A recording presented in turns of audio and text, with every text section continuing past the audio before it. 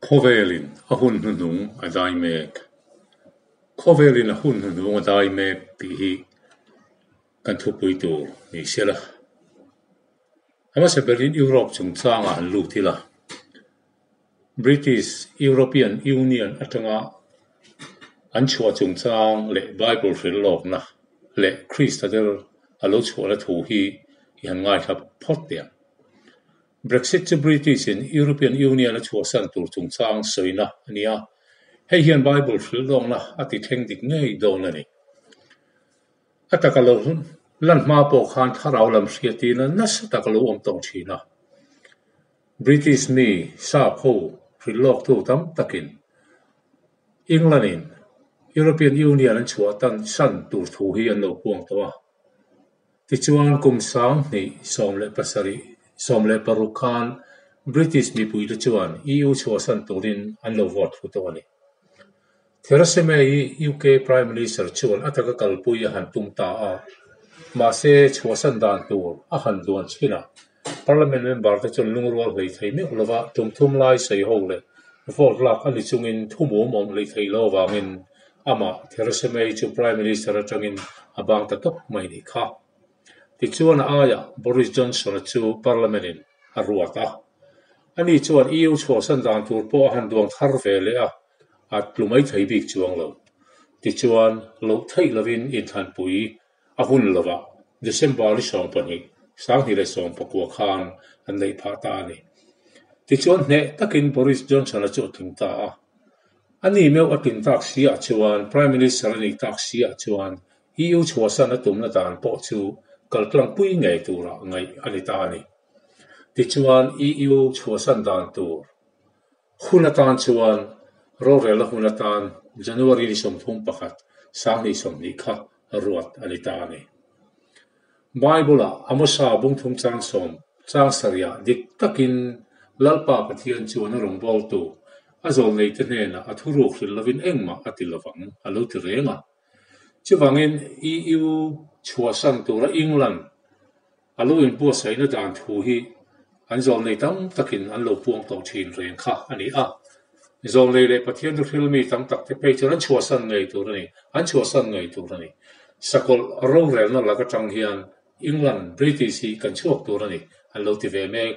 bok hlom thin ani kha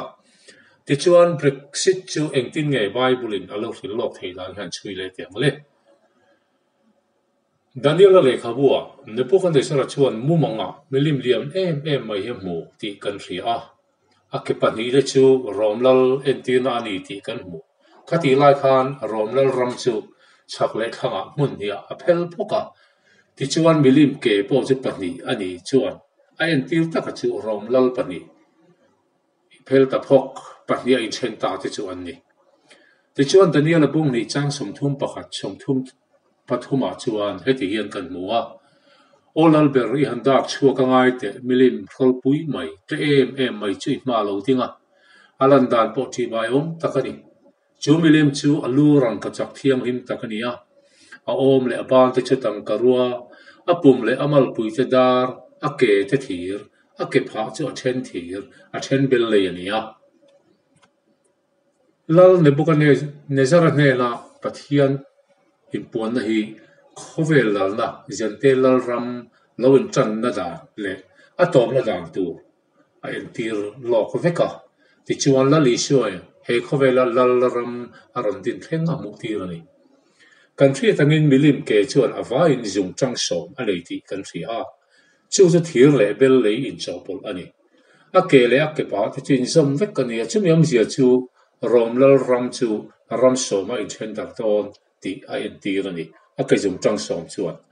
Daniel bung ni chang som li pakata khan kan muwa ai chen dar chu hetiang hi ni kum sa ga ko som li pariat me ni som pakwa Israel sarkar alodin phata chang khan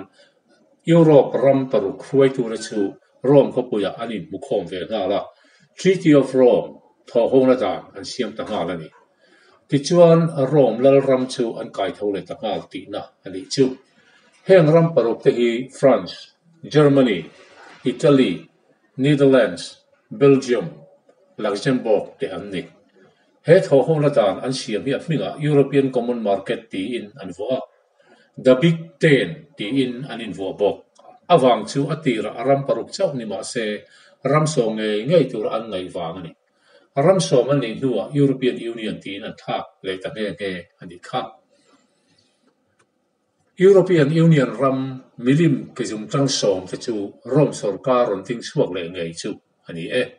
ti chuan het takai zong khoma tho ho man tuma ma se Daniel bung ni chang som li pakhata kan buangin bel lei le hlum chu in cho pol thei tak ani lo awang khan har sana neu a oma hi chung ram som te po chu anin bel khom thal hi thei lovani Nebuchadnezzar mumanga kan mu milima po asapali na chu kan seita kan khan romlal ramania chu to na tur po ani sapali na chu makle chi bayom tak sadang lam tak lom to po ang velo kisom nei ani ti kan mu Daniel bung sari cha saria heta kisom ma soite hi rom sarkar loading chuak thar le European Union member nget ram som te chon ni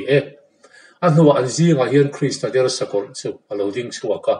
ram pathum da chu aron nor chuak ani ti kan mu Daniel bung sari chang ria European Union zinga kitero te ti kan mu kha Krista der sakol chu ani thu pon bung som pathum chang khata khan kisom baka lupasari ani thu kan mu le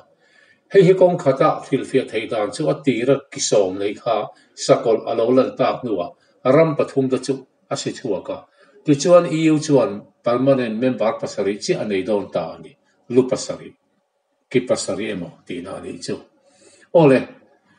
European Union atanga British chuak tur thu hi European chung rila chuan sakol chuan thu nei na alo nei ru le to ti alanga British chu si chuak masaber do ti na alo ni chu hei hian Bible fil lo la chu taka chan tir do ngei mai British kan ti hian United Kingdom UK soina thawani ti kan thudi manga European Union chu kum sa ka chu som nga khan aram paruk tel an din ti kan soi to ram paruk te ming po kan soi to bokha kum sa ka chu som sari pathum khan ram pathum Britain UK Ireland le Denmark ten an zom le Saka za ko samrir pakat khan Greece in azom le ti chuan an vain ram som chi an ta ni sakol Krista der chuan kisom chi ani ta ani chu heng ba ka hian ram som dang pon an zom zela ram dang pon tuna an vain ram som hi pariat lai ani ta oni British team lovin ma se heng ma ram som te hi permanent member ania ram dang te chu associate member te observer member te ani hlom member ngatik tak che heng ram som chi hi ania Bible fil lo na po hian heng ram te chi hi athur bing te ani ti chuan European Union voinia member te chu heng te hian ni pakhat na 10 member states Belgium France Germany Luxembourg Greece Italy Netherlands Portugal Spain UK hei hi kan sei ta ma ni chuasan khania Tahina chuan 6 associate members Czech Republic Hungary Iceland Norway Turkey Poland pathumna chuan observer panga Austria Denmark Finland Ireland Sweden palina associate partner haram pasari Bulgaria Estonia Latvia Lithuania Romania Slovakia Slovenia Kichuan anva in ram som ni le pariat ani Bible fil lo lang in UK ba ka ram pani tang ki pani tang te chu EU atanga nor chole tu ania ti chuan sakol Krista der khovel mo lo din chu na chuan lupasari chi ani don ta ni UK chuan engram dang pani nge zui chu kang ti hi mitam tak Bible chui mi te chui don zel chu ani kan mu le riat reng lain Bible hun lo fil lo na te chu mi ta mu thein lo lang ta me ani hi Nebuchadnezzar mo mga sapali mu te si nga top na sapali na sati bayom salo mati kha he Krista der sakol ngai hi ni chu rom lal ram khovel mo lo lang le me chu ani a chunga thu nei tu rorel tu chu tu dang ni lovin setala mi finga ron chang le ngei chu ani ang ole harsa takara po EU chuasan do tu UK ho tu Prime Minister Boris Johnson chu soi tang khan nei takathan pin ani ta a bit hacharit nuwa Boris Party Conservative ne na an chan ro pui ber chum ala ni nge Boris Johnson chuan ne na chan nu luka EU chuasan hun tu ra tan January ni som thum pakhat kha arwat ani ti kan riat kha ti chuan hemini a hian an do am nge in chuasan chu parliament chuan an rem ti ta a chuasan ta ani kha UK and EU chuasan huna Bible free lok na ngin rampani dang pon an zui chuak le do lani hei hi ilo en ren tiang u Europe ramin pathian hun ruat na nung mi ta mu thia zo mek lai hian hun to pa in su khom turin khovel ram dang te po an che tuala amu thiam tan chuan Bible thu chu ataka a chiar thei ta an reng mai kum sa ni som ni lowin her chuak hian khovel chu chiat na rap thak le to na a zo na tura a hnuk lut ngei do na ni ti chuan Europe ram chu mu thein hun lung thleng tur i sing sa ta mup mai ani ti country a Jerusalem khovel sana pui zentel te sana pui le akai noi hun top thleng tura a in sing sak tan ve i han chiar le tiam hemi chiar tur hian lung ti le tak mai Daniel abung ni chang somli paliami hi i han ngai thot te tin chung lal tini a chuan van pathian in ram marom dinanga chu a chengai to lawanga alal lepo midang te tan hu chia ani hek lawang he ram zong te hi ti ke somina ti ral zo kanga kum khuain chu ram chu ading renga chung lal tini ti hi kan thu pui ni te se chung lal tini a ti hi lal te hi tu te nge niang le pakhat na chuan kan sei tak lal pasari te kha an ni ti kan ria ram pasari lal te kha Daniel abung ni kan sir zel chuan alang rengani heng lal te ni Jerusalem khovela zentel te ta na sanavir ti top tur le no chijuar ko han kal sual ti top na thu pol bung so pasari chang kha le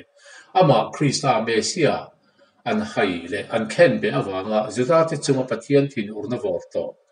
zuta te ta na hun ruat Daniel hapta a top na tur chu rualin a theng vek to na ni hei hi indo puin hunung ber Armageddon indo na tur chu ani rap thak el tiang tur an ringot Bible chuan khovel me ring mun thuma chena mun khat thi na tur ani atia hei hi me thiam chen han chui chuan indo na hi nuclear indo na ani do na wangin atir thipuk mun thuma chena mun khat mai ba ka nuclear thil ti theina in a khoi zela wangin an nuwa me ring tam tak an thilenga chu wangin khovel me ring mun thuma chena mun ni te an thinga yang tin an sei nge ani ti chuan Bible ina asoi hun luang her tur lal karam asoi te chu i han en le miang pakhat na chuan kan sei ta kangin European lal zentel lal ram pasari te chuan ni e kan ti to a chu vor thol thleng turin an in sing same ka an ni ba ka khovel zentel lal ram dang poimo tak Bible ina azu khir ve tho kan mu ta chu hem te hian ni pakhat na USA hi Bible an khoro pui Bible an sei kan nge in alanga hemi chung chang hi hun tanga kan chui to a chu chuan kan la chui je langa USA chuan bulchan la tan khomai na thutung ro pui takawona in God we trust pathiana chau kanin natani tia Bible nem meva ram foi tu ta thutiam la lalna nei ni ma se tu na chuan hurna nom chen na khopui ti chiao te ten a chang zo ta ni na Russia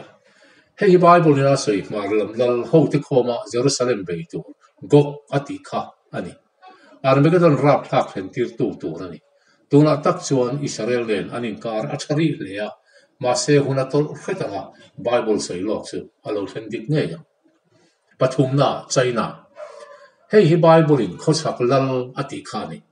sipai lewang dak ne na ron thok tu chui tu re chui dan chuan sipai makta do isaru mangin indo pui pathumna ati suak do lani ngai tu teu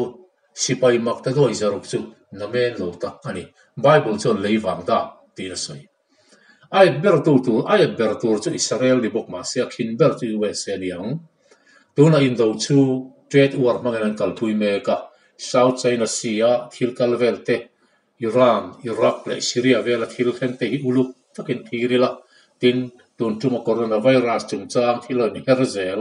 heng te po hi uluk takin thirzel u palina Israel soi to angin anni hian hununga sakol nen thutlung ngat tak kum sariata ran siam don Daniel abung ko chang som ni pasari lalpa thin urna ber bu chu an tur don ani lalpa chu sakol nen thutlung an siam tur hi athin ur le zol dona Daniel hapta kharna Israel chung alung oi lo na avor to phenna chumi zo zo lalpa lung oi to don chuwa chumi huna chu alo theng bok don ani pangana India hei hi hun hununga Israel thar zoram thar leizayo na ta na ai gup ta tura pathian bel road ram chu ni hei hi chu tu na kan soi thui lawang hun danga kan soi liang a kha thiam tang chuan a chiang rem mai ole a chunga kan soi ta hun huno thil them to ram theu te chu wen ni lal mek te hi lal hunung to na ber tu te an di thei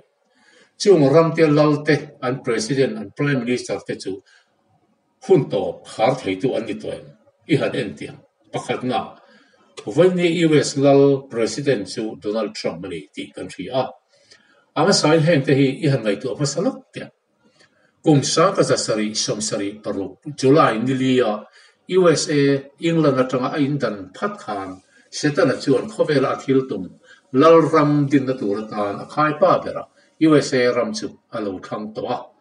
setana tir ko illuminati ho khovela mi ho saber der te chuan setana thil tum ti puitlin nan USA hi thangani khati la ya illuminati ho te pa lar Albert Weishaupt Germany ram ami Germany ram Bavaria khotero te om chuti la ya Freemasonry anti ram boi pian to lo la kal pui reng tu chuan USA kal tlang chuan khovel a chuan lal ram atin lolani ti apuang tamo mai ti chuan USA huai tu masa te po alo min vek to hen illuminati ho tu te hi an vain chung kwa family somle pathum an nia USA indan phat khan a puan zara po arsi som pathum awmani kha tin poisano ta po pyramid lem chuang kula pyramid hi setana symbol bupui berani ti ifriang u US dollar no ta pyramid lem kha uluk takai an chuan lungin rem ka som pathum chi ani ti ifriang chu chuan illuminati chung ko som pathum ka chu en ti rani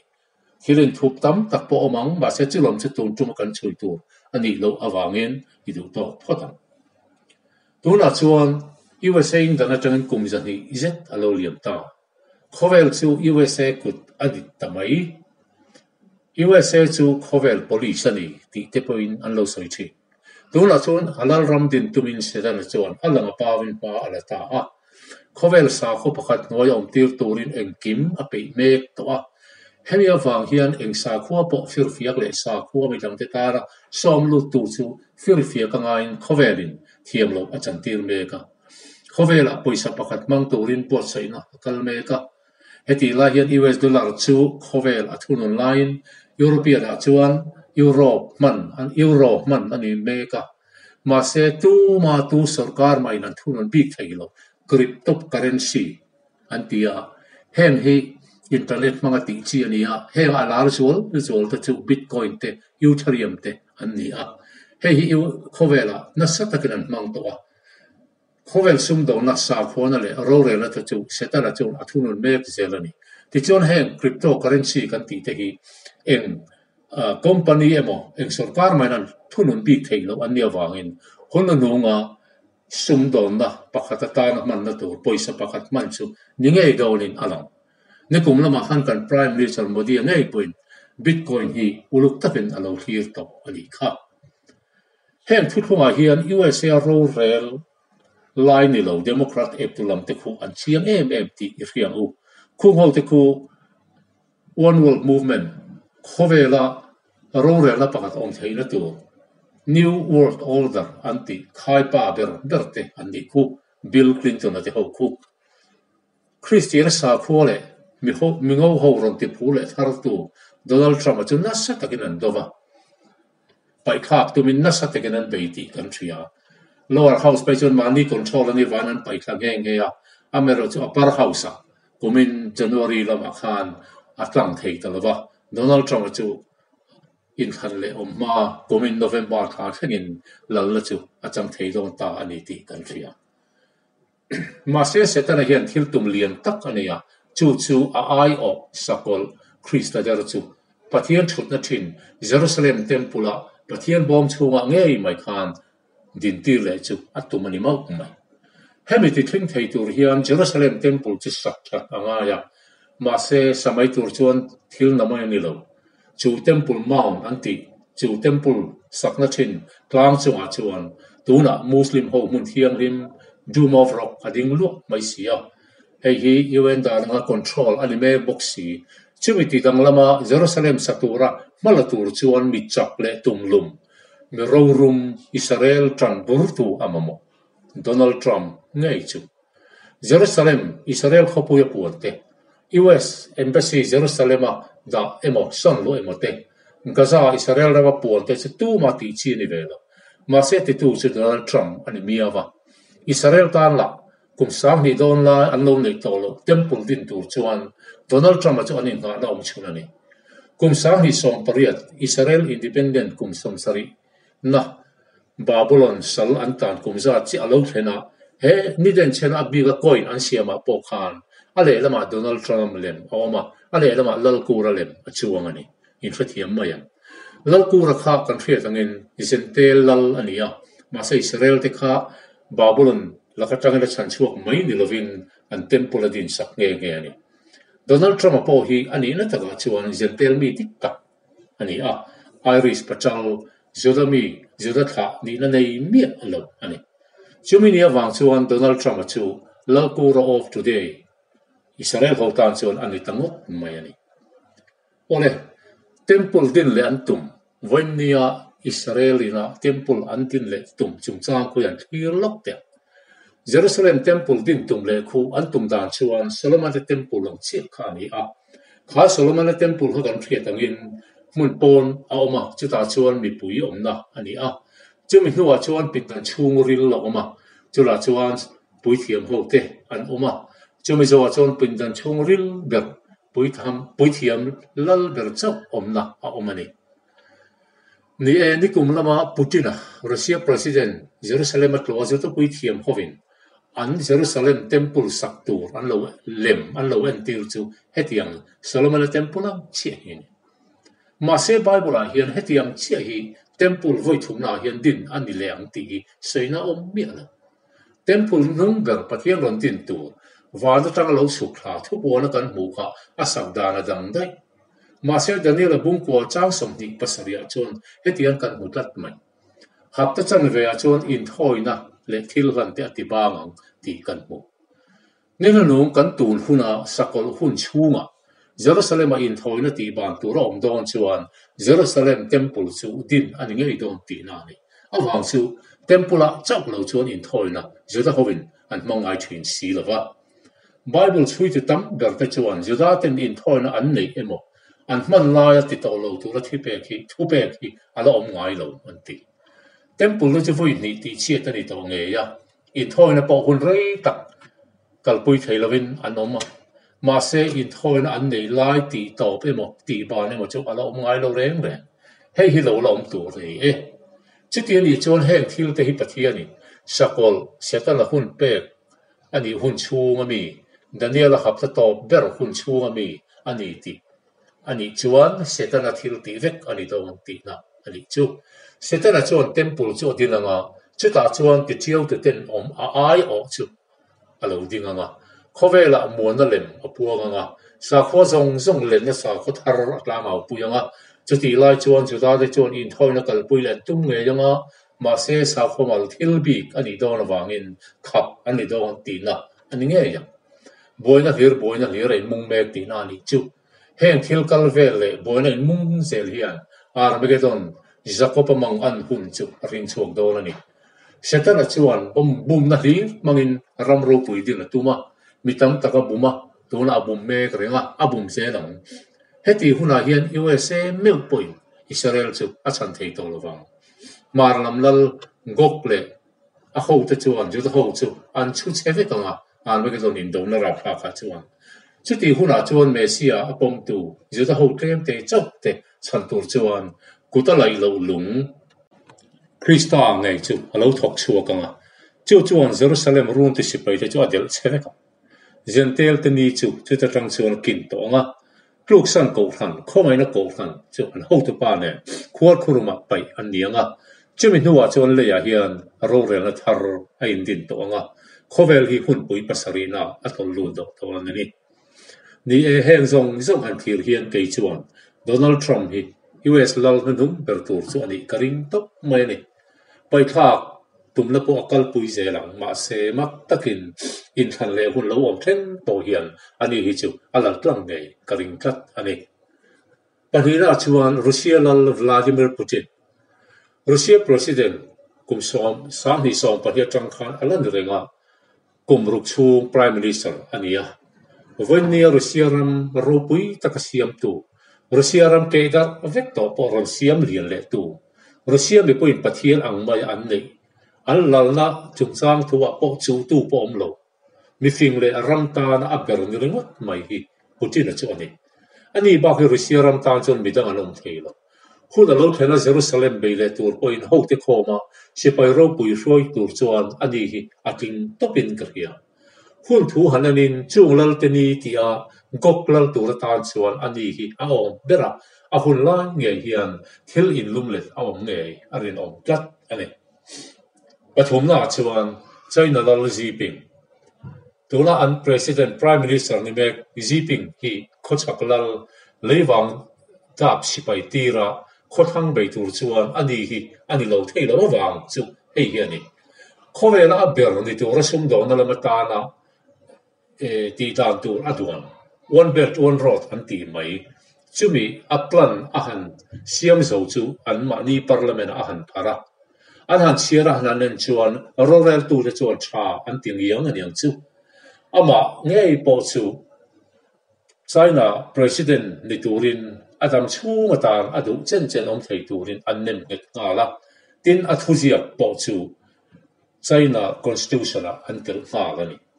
chung lal te ni tang ama hi ong ta ke chuan ka ngai tok mai ni pathumna Israel Netanyahu prime minister Netanyahu tuna Israel prime minister ni me khi hunalung Israel ho tu ani theinu chu hi ni Venia Israel Ramdan pui khoi tang lama Israel sarkar chu Juda sarkar puang tu ni Juda dan le frai zong te chu an Ramdan puya nu luta chu wangen tu na Israel ram kan ti khu Juda dan dik taka en kol ani ta ani tin chu mai ba ka ma hi Donald Trump chien thani in Jerusalem temple din kat tu tum kat tu ani a chu Donald Trump ane nasa takin an in thurwalani tin chu mai ba ka Russia president Putin apo Jerusalem din tura pui thei tura min thei tu mi ringani Putin ane po anin ko ngai em ani tura tak hian corruption case awangin boina nei pai khak tu ma se aom na Likud party in khana an mali party chung ril bi ka candidate le turin an han thang le chu ani a ti chuan Mars na thum kumin khan in khan pui an nei le ta a hei khan pui hi Trump kha chuan voi thum in khan na ni ti chuan in khan pui a chuan an party Likud party chuan member patni chain role na an chang thei talova ti chuan prime minister ani thei to dol November ti line kar ni vel nu a coronavirus aron lang ta a chira cho sarkar ngeng vet nei lo cho dik si lo operation lian per blue and white party nen chu sarkar na siam tun loin rel ta a ti chuan sarkar an siama Netanyahu nge hi kum khan le chan ve thasom paria chung chu na kum September thengari chu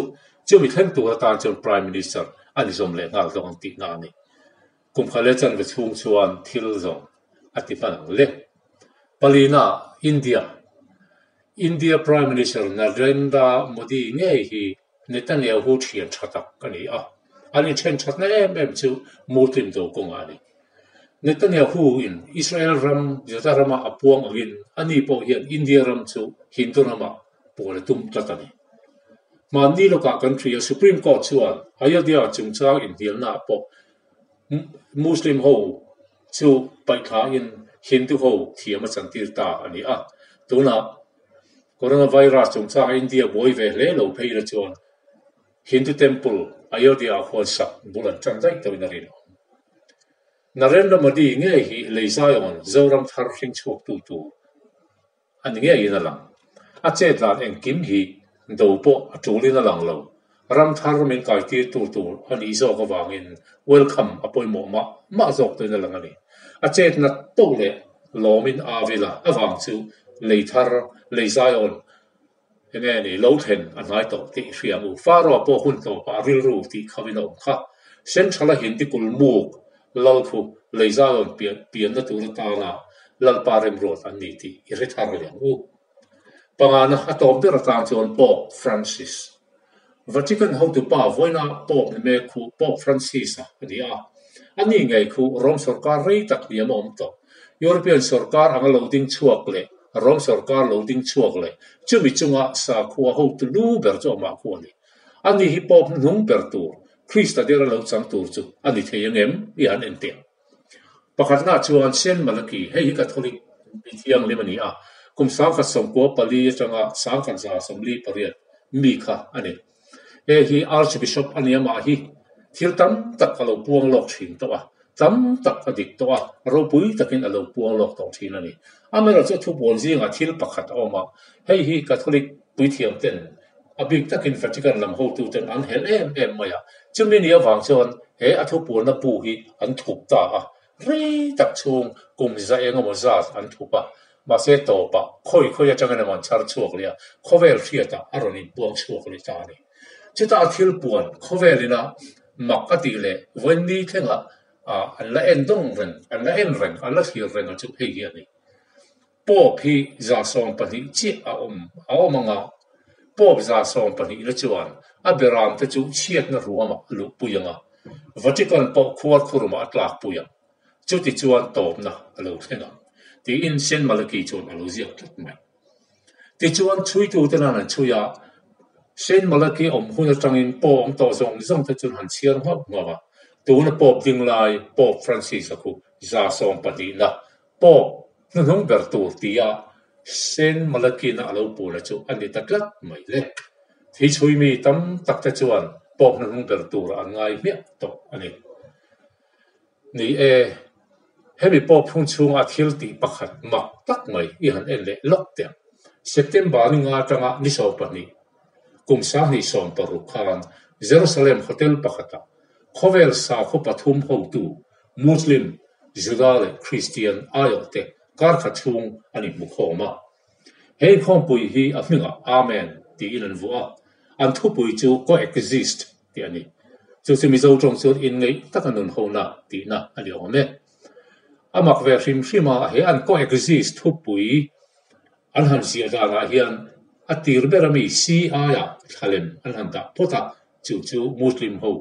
chinchiara ni ti kan thia alaya x aya juda ta chinchia na arsilem kha dawida arsilem kha kilriat ne kha an handa ti chona to berati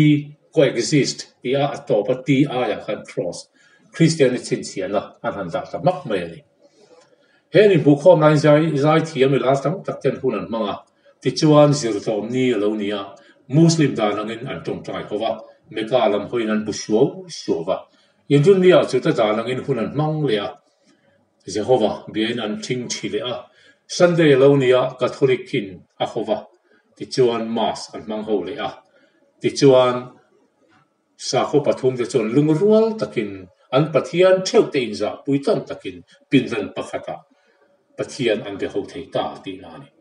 heta hian zuta ho ayo puithiam engmo zat an tila Muslim ayo puithiam engmo zat an tila ti chon Christian ayo turin Vatican atangin puithiam engmo zat Archbishop Hovinaron tira ti chon Protestant atang point USA tangin Paul engmo zat lo tel bokani he an hun berker hi zuta ho kut pakhat me ku de set anti kut choni he ku ti in nei na zumbun kut ti ania in nei na zumbun kut ani awam sia kan man thiamin karing heng sa khuwa te hi sa kho pakhatin chung lutin in nei na an tan ta ti na ni chu an ni hian lungrol takin pathian pakhat theu chu pindan pakhata อันเป็นหัวที่ตาตีนะอันนี้มูคอมเลยนูการลกกาฮิอันทอเลนี่จังจันินฮินดูบุดิสสาขดังจำตักสาขดังสมหิเลปริยดไอโอเต็นเฮลัยมุนาฮินอินมูคอมละการขัดชงหุ่นอันมังเลนี่เฮจาฮิอันโปฟรานซิสฮีอามาเรินลันโลมาเซงอันนูลกะตุรินคัวอาจินนา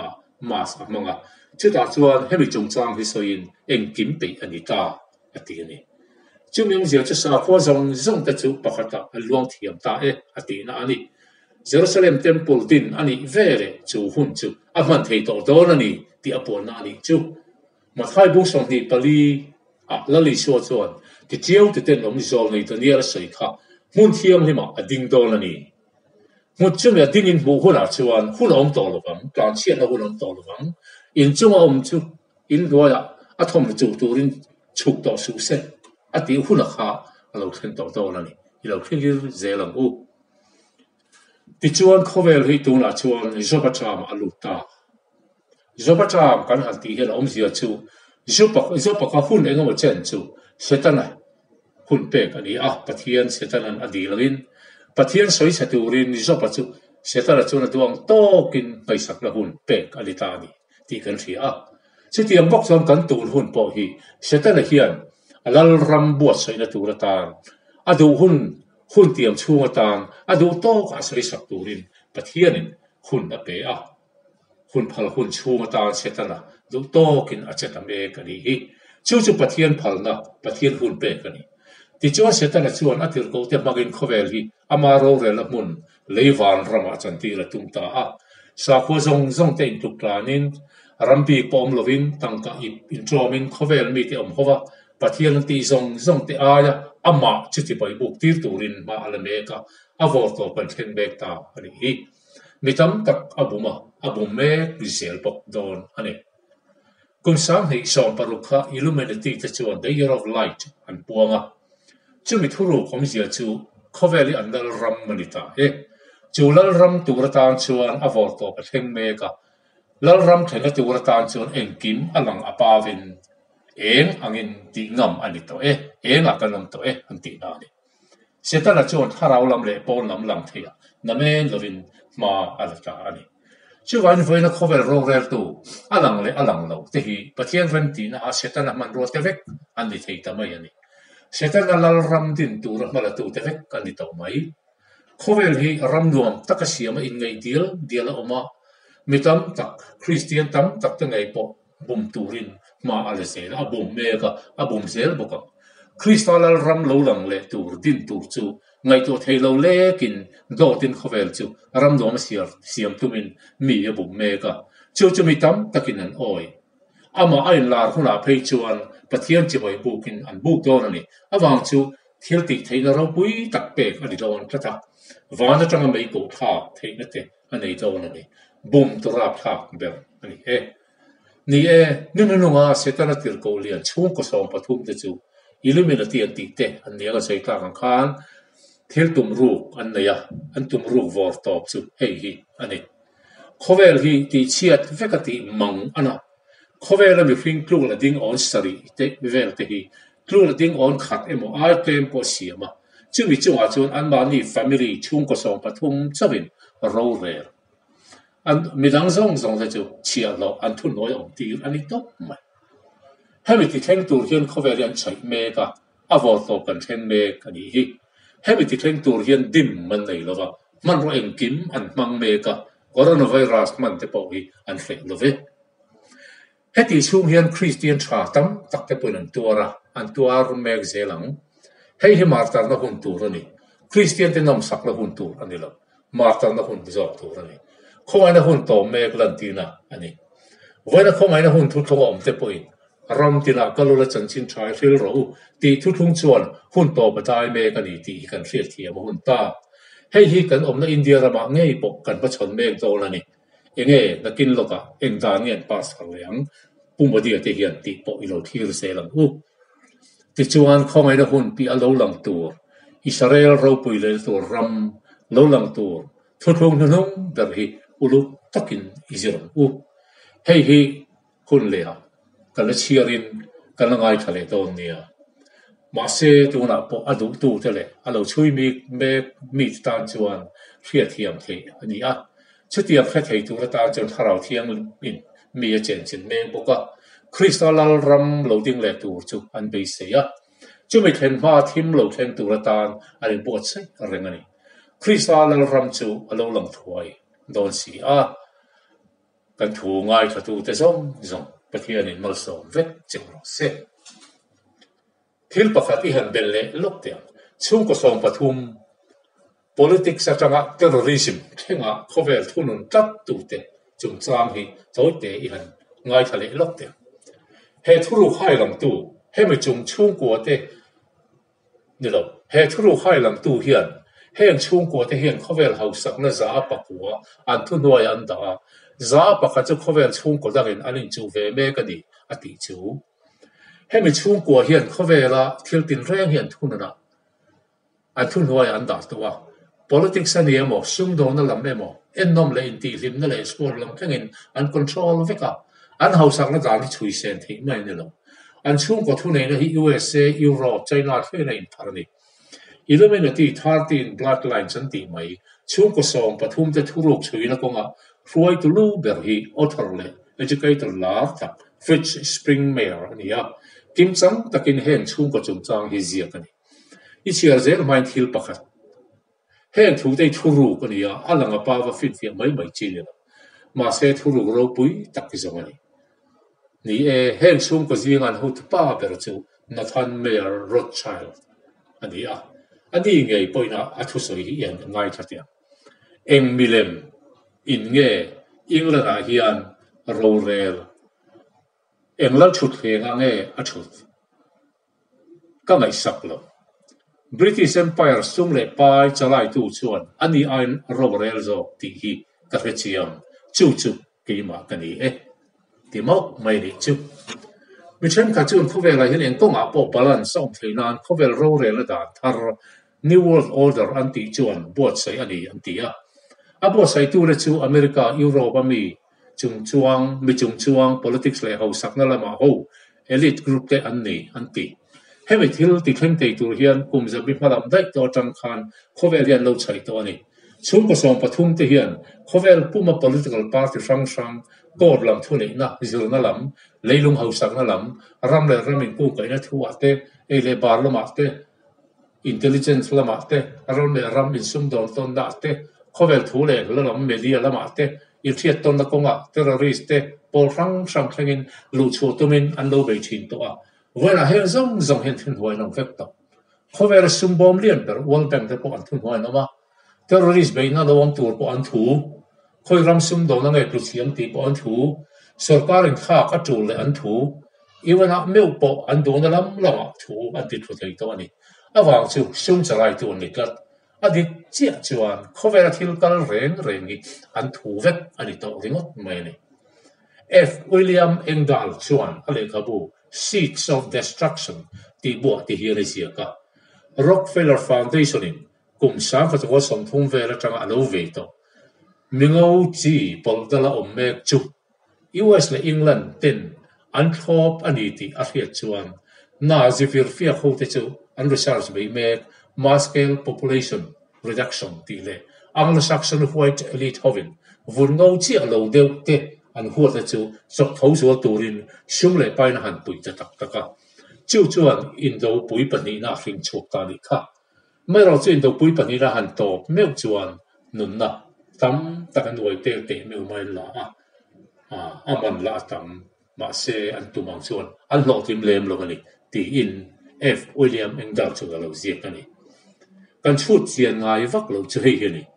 voina ro re na kan man me democracy hi kum za ni som nga emo or chawa upania kan khri tangin he khowela kal phunga hian khovel chu prime minister emo president in emo kai hroi maya fing taka an bi pui tia an kai hroi chuan ram than ni maya ram chen kara chuan rong tak deu te point ro an rel ani ma na New World Order an ti po hi chu tiang deu bok chu ani mai ma se ram pakhat ni lovin khovel puma ro rel na ani thuwa he plan ru khian ro rel to body pakhat 13 bloodline kan sei tak te chu nei anga an ni ho chu khovel ei le bar chung changa thu nei nan thuanga mi pui ho te chu an nei za pakhat chu an in chu tir don ani ni chu thleng me la hlaum le zual tur chu population control chu ani an du thu sam chuan tu na khovel mi pui tu le ding on sari zet te hi tu le ding on khat ai claim fre ti claim zenia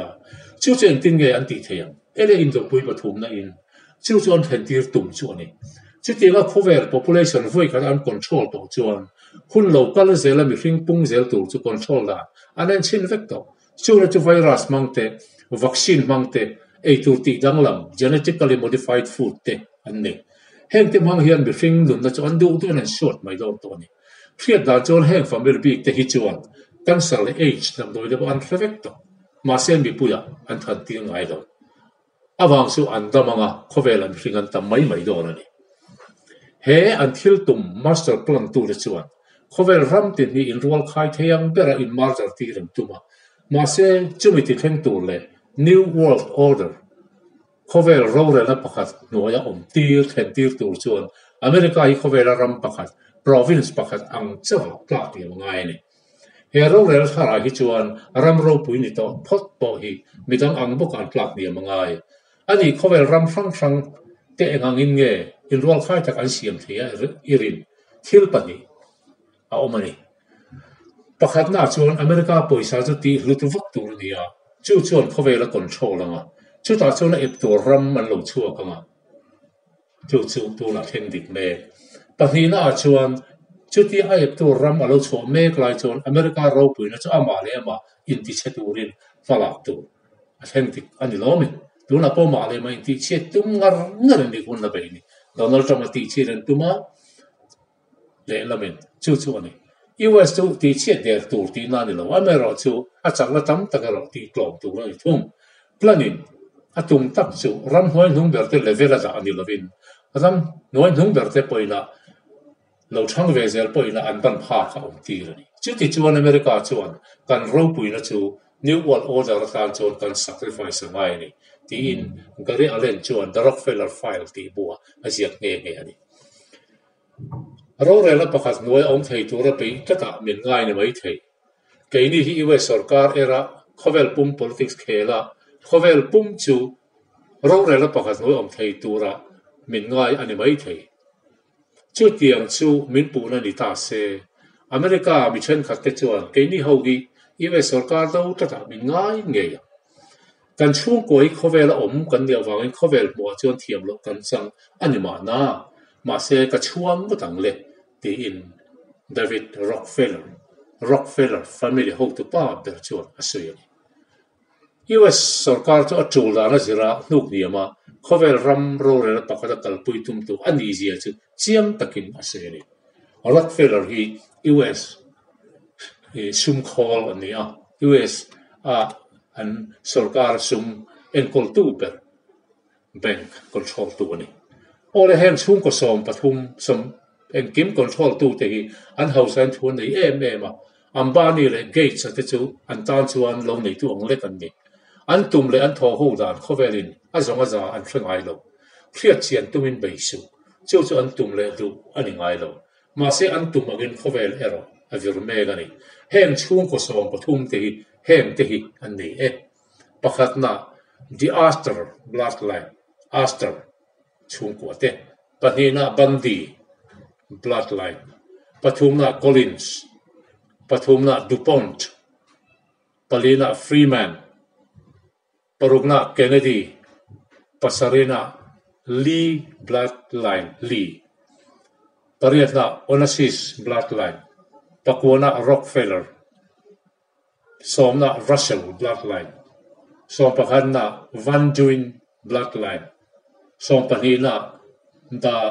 Merovingian bloodline som pathumna the Rothschild bloodline yo example ni lo mai thei ma se antum ram angzel hian khovel hi fer kwal tlat hen chung ko som pathum Illuminati satanatir ko te thiltum berchu pakhatna US dollar ma khovel ne chu dik pahnina US ram dang levela USA chu sia economic clock niam tirse pathumna world war pathumna indopui pathumna le population control mi hring ti tle chứ bây giờ không về chung ở đâu đấy anh ấy tốt mấy anh ấy chứ thì chuan của mình sáng thì sống thì không về hun tổ bé một hun khar na em một thanh turin một thiam ta chuan bù lại chuan ta anh ấy thì cái thứ thiam một đấy để làm sao soi chuan hun thim ra phak thanh turin cùng sáng thì sống thì bù trần đâu này tí na anh ấy chú Zentel ram ni akinanga khomai na hun ato panga Jacob atha bum tu tha te Israel ho hun ato panga Israel thar thuthung thar hun sari thuthung vobi thuthung chu khovelin amuve chanto Crystal ram chu diabol alia ho ta tuklom ani nuwa khovel muina lawin herchuak to anga hoi awanga lelom amen lo theng wat ta che ititiam he